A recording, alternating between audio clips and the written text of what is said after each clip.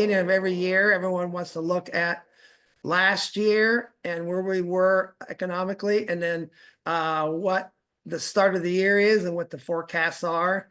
And looking at 2025 in general, looks like we're starting off on some pretty good trends on all the economic categories that are out there. On creating new jobs, and this is nationally.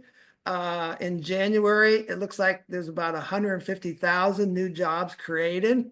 Kind of compare that with the end of last year, the last couple of months, it was around 250,000 that were added. But January is usually a slow month just because it's the start of the new year.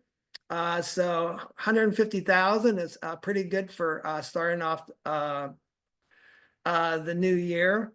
On the unemployment rates, those are still staying pretty good on a national level.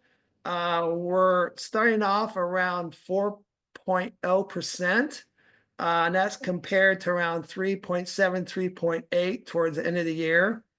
So that seems good. And then in the state of California, doing much better. We were around the 5% mark towards the end of the year, and we're heading into the new year around 3.4%. So on the unemployment, that's good for both businesses and on the candidate side looking for new jobs. Another factor people look at just as a general trend is the Dow Industrial. It's starting off the new year at around 44,000, 45,000.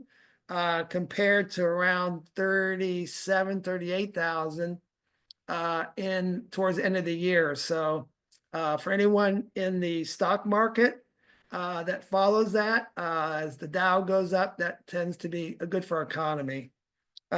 Also, the gross national product, people like to look at that as a general gauge. And again, that's for goods and services that businesses and individuals create.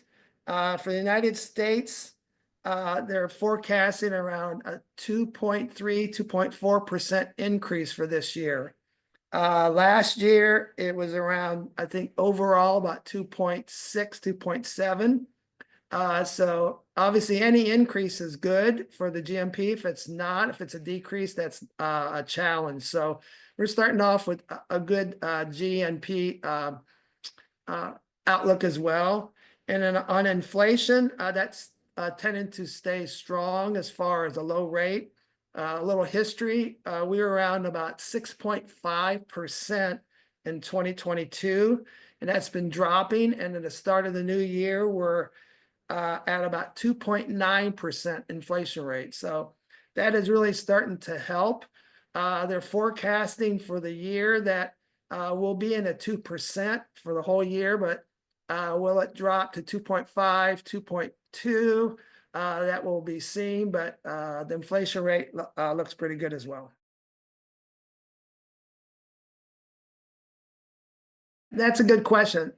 I would say a challenge that individuals have when they're looking for a new job is trying to get someone to notice them. When they're an individual is on their own, they're usually responding to ads that are put up by companies, or they send their information over to their website in their career portal. And a lot of times, for a lot of reasons, companies are busy, they have filters. It's hard for an individual to get a response back from a company. When you use a staffing company like ourselves, we have direct contact with the hiring manager, and we have their job descriptions. We're able to give a candidate a little bit more information about the job and the company and what they're looking for. And if it is a match, we're able to send their information to a hiring manager directly, and it will be viewed and seen. So we're able to bridge that gap a little bit better than when they're on their own.